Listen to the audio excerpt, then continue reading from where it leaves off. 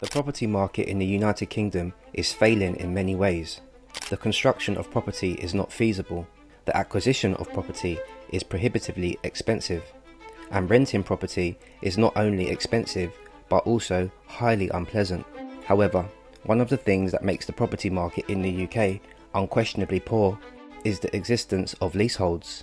Leaseholds are a peculiarity of the British culture that essentially means that millions of people in the UK who believe they own their homes outright actually only own a lease to live on the land for a limited amount of time. This leaves them at a mercy of the so-called freeholder, who functions in a manner that is comparable of that of an inconvenient landlord. This is a problem that even the Conservatives are now aware of, which is why the government sought to do away with the system and introduce the Leasehold and Freehold Reform Bill. In this video, we're going to discuss leaseholds, including what they are, why people dislike them, and what the new bill would do to address the issue of leaseholds specifically.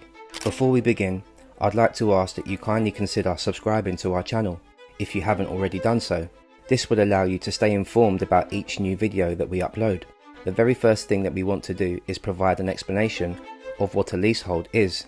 A leasehold is a type of property ownership in which the occupier effectively purchases the right to reside in the property for a specific amount of time, but the building itself or the land it's built on is still owned by another individual, who is referred to as the freeholder.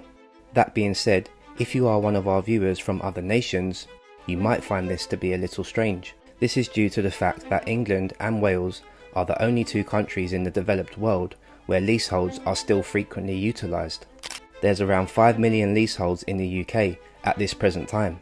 These leaseholds include the great majority of flats located in urban areas and account for approximately 20% of the housing stock in England.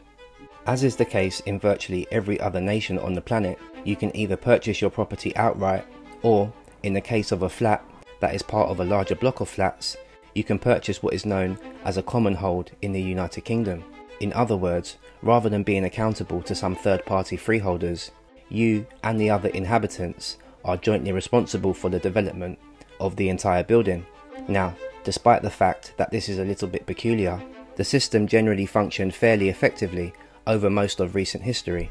The leases that were given were typically so long, in the tens or even hundreds of years, that the buyers didn't really have to bother about renewing them or negotiating them.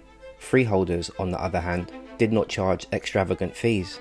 As a matter of fact, the majority of prospective buyers nowadays consider leaseholds and freeholds to be almost comparable. This is the reason why leasehold properties sell for essentially the same sum as their freehold equivalents.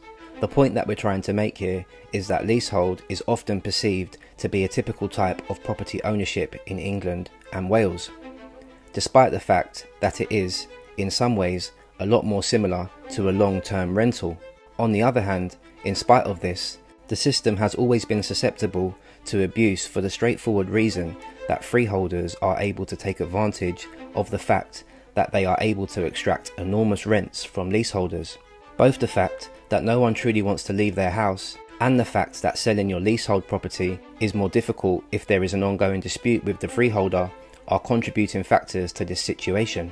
In the event that your freeholder imposes some enormous charges and you choose to oppose or reject them, it's highly probable that you will not even be able to sell your home in order to escape the situation. After leaseholds had taken off in the late middle of the 20th century with the massive construction of dense blocks of flats in cities, leaseholder abuse first became a politically salient problem in the 1990s. This was after leaseholds had started to become popular. Leaseholds, rather than freeholds, were frequently sold to individual flat owners for the purpose of simplifying the transfer of ownership. The freehold was typically managed by developers or another institution.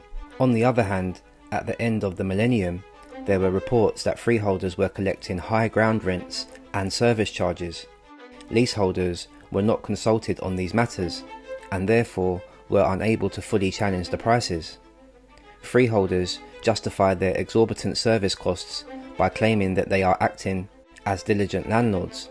However, whenever work actually needs to be done on the property, they tell leaseholders that it is their responsibility because they are the homeowner.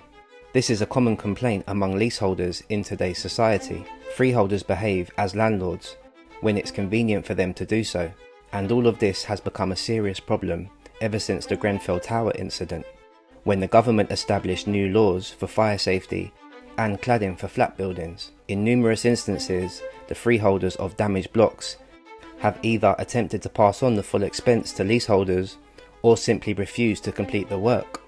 As a result, leaseholders have been left effectively unable to sell their properties, which are now hazardous. More lately, developers have begun building more leasehold houses, which plainly makes even less sense than flats, given that there's not even any shared area, and ground rents that are secret and onerous are slipped into these homes. To make matters even worse, leasehold houses are much more expensive than flats. A common one is for a ground rent that doubles every 5 to 10 years, which might not sound like a big deal. However, anyone who's familiar with exponential growth is aware that doubling your ground rent every 5 years would result in an increase of more than 3,000% over the course of 25 years, which makes it extremely challenging to sell this kind of property. Leaseholds have become increasingly unpopular for all of these reasons, and according to research, approximately 57% of leaseholders today regret purchasing a leasehold property. Leaseholds refer to properties that are owned by the leaseholder. Leaseholds are a British anomaly that have become increasingly problematic over the past few years, and maybe as a result, support for change now curiously covers the entire political spectrum. You get the point then. Leaseholds are a British phenomenon.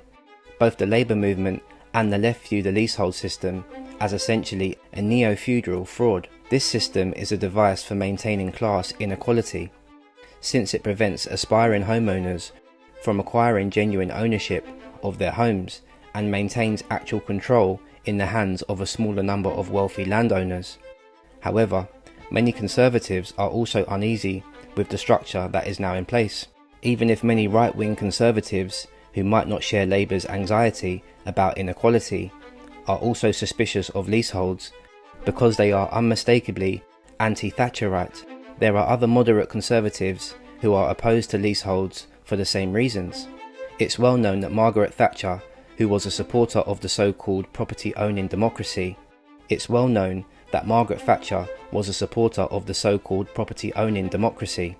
She also held the belief that universal home ownership was the most effective safeguard against the perils of socialism. This was due to the fact that providing individuals with capital in the form of property was the most effective method of transforming them into capitalists. In addition to this, a significant number of free market conservatives believe that leaseholds appear to be monopolistic in nature.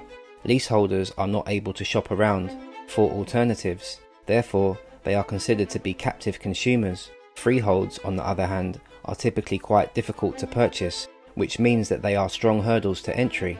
To put it another way, this is the reason why Michael Gove made the announcement that the government wished to do away with the leasehold system, which is referred to as the feudal system. Nevertheless, when the much anticipated Leasehold and Freehold Bill was presented to Parliament in November, it fell noticeably short of the language that Gove had been using. The bill, in its current form, would prohibit the construction of new leasehold homes, but would not prohibit the construction of new leasehold flats. Additionally, it would make it simpler for existing leaseholders to renew their leases or renegotiate better terms. Commonholds aren't necessarily a better option than leaseholds because, as anyone who lives in a shared building will know, it can be pretty difficult to coordinate works and repairs with your neighbours.